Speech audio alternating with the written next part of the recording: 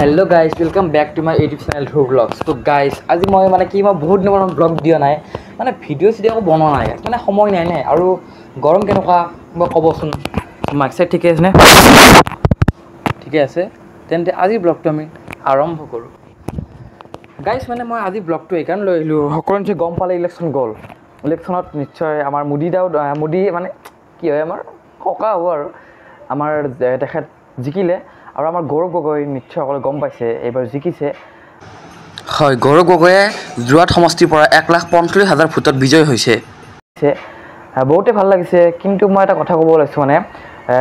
বহুতে কৈছে গৌৰৱ গগৈ জিকাৰ কাৰণে মানে জিকাৰ আগতে কৈছিলে তেখেতক যে তেখেতে অসমীয়াত মানে ভাষণ দিব নাজানে অসমীয়া হিন্দী মানে ভাষণ দিব নাজানে মানে বহুতে কৈছিল তাক মানে সেই সমৰ্থন কৰিছিল যে তেখেতে মানে দেউতাকে মানে কৈছিল কাৰণে তেখেতে ৰাজনীতি আহিছে সেইকাৰণে মই আজি এটা ভিডিঅ' লৈ আহিছোঁ তেখেতৰ ওপৰতে মানে মেইনলি ক'বলৈ গ'লে গাইজ মানে আপোনালোকক মানে যদি আপোনালোকে এই মানে পৃথিৱীত ন কিবা যদি উন্নতি কৰিব যায় আছে কোনেও মানে আপোনালোক মানে সেই মানে ভাল নাপায় যে এই ভাল কাম কৰিছে নিশ্চয় আপোনালোকক কি ক'ব ডাউন দিব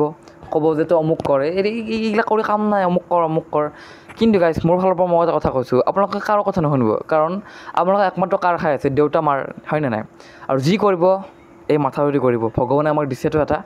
আৰু কিছুমান কথা সুধিব পাৰে কিন্তু মানে সকলো কথা আপোনালোকে শ্বেয়াৰ নকৰিব নিজৰ মানে বহুত কথা মানে আছে আৰু মই ক'বলৈ আজি ভিডিঅ'টো অকণ লম্বা হয় মানে দীঘলীয়া হ'ব চাগে হ'লেও মই ক'ম মানে বহুতে কি কৰে বেষ্ট ফ্ৰেণ্ড থাকে বা লগ বন্ধু থাকে কি কৰে মানে গোটেইখিনি কথা মানে একদম মানে চব মানে A to Z আৰু ক'ত গ'ল কি কৰিলে ক'ত ঘৰ কি গোটেই কৈ দিয়ে কিন্তু মেইনলি মই হিচাপত আজিকালি মানুহক বিশ্বাস কৰা একদম টান হৈ পৰিছে গাইছ মানে একদম মানে কি ক'ব আৰু নিজৰ মানে কি বেষ্ট ফ্ৰেণ্ডটোৱে আপোনাক মানে ঠকা দি দিয়ে সময়ত সেইকাৰণে কৈছোঁ মানে কি গোটেই কথা নক'ব কিছুমান কথা আপোনালোকৰ আৰু মানে কি যিমানে আপোনালোকে আপোনাৰ কথাবোৰ পাৰ্চনেলি ৰাখিব সিমানে আপোনালোকৰ মানে ভাল হ'ব মানে গাইজ যিখিনি কথা মানে আপোনালোকৰ আছে সেইখিনি আপোনালোকৰ থাকক মা দেউতাক কওক বা ঘৰৰ কোনো বা দাদা আছে তেওঁলোকক মানে ডিছকাশ্যন কৰক কিন্তু বেষ্ট ফ্ৰেণ্ড বা ফ্ৰেণ্ডক ইমান কৈ একো লাভ নাই মোৰ হিচাপত কাৰণ কিছুমান কথা ক'ব পাৰে কিন্তু ক'লে কি হ'ব মানে কি আপোনালোকৰ মানে চান্স লয় গম পাই যায় কি কৰিব এক ছেকেণ্ডে মই বেলেগ এটা টপিক আহিলোঁ মই আহিছিলোঁ গৌৰৱ গগৈ গৌৰৱ গগৈ যে জিকিছে আমাৰ বহুতেই ভাল লাগিছে আমাৰ কংগ্ৰেছৰ তেখেত নেতা মানে এইবাৰ খেলিছে থাকে নতুনকৈ লোকসভাত যেতিয়া মানে তেখেতক সমালোচনা কৰিছিল তেখেতে কাৰো কথা শুনা নাছিল কোনে কি কৈছে অমুক একো শুনা নাছিল তেওঁ মাত্ৰ এটাই হেৰি কৰিছিল তেওঁ নিজৰ বাবে মানে একদম কাম কৰি গৈছিল এটা সাহস ৰাখিছিল আৰু সেইবাবে তেওঁ আজি বেলেগৰ কথা নুশুনাৰ কাৰণে তেওঁ আজি আগবাঢ়ি আহি পিনে এই স্থানটো পাইছে মই আপোনালোকক কৈছোঁ কিবা এটা কাম কৰাৰ আগত বহুতে আপোনাক ক'ব যে এইটো নকৰিবি অমুক কৰ এইটো কৰ বাদ দিয়ক কামটো আগে কৰক তাৰপিছত এনেই গম পাব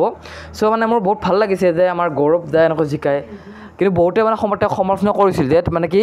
তৰুণ গগৈ যোনটো আমাৰ আছে তেখেতে মানে কোৱাৰ বাবেহে তেওঁ মানে ৰাজনীতি আহিছিল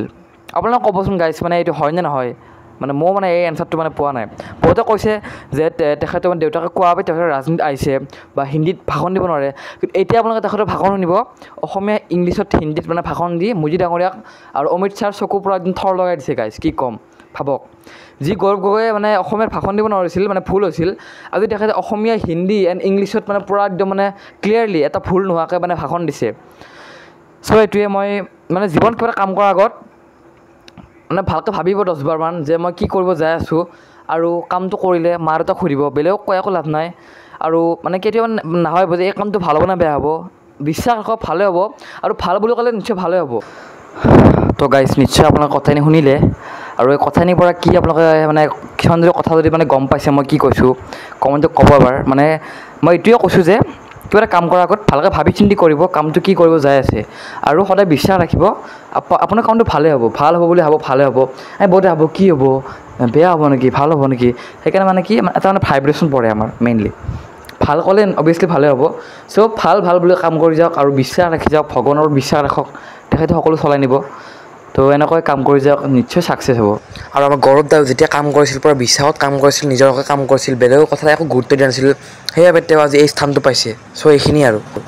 যদি ভিডিঅ' চাই ভাল পালে লাইক কৰিব কমেণ্ট কৰিব লগতে মোৰ চেনেলটো যদি ছাবস্ক্ৰাইব কৰা নাই এতিয়াই ছাবস্ক্ৰাইব কৰি লওক দি ধুৰ ভ্লগছ চেনেলটো